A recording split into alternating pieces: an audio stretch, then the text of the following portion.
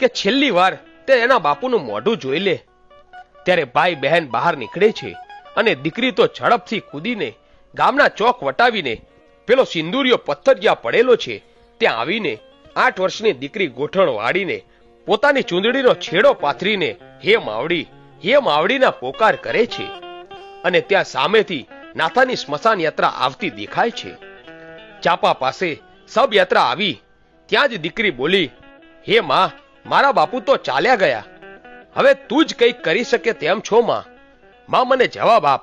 પણ તેને કઈ જવાબ મળતો નથી. ત્યારે દીકરીને એમ થયું કે આ પથ્થરમાં તો કોઈ નથી.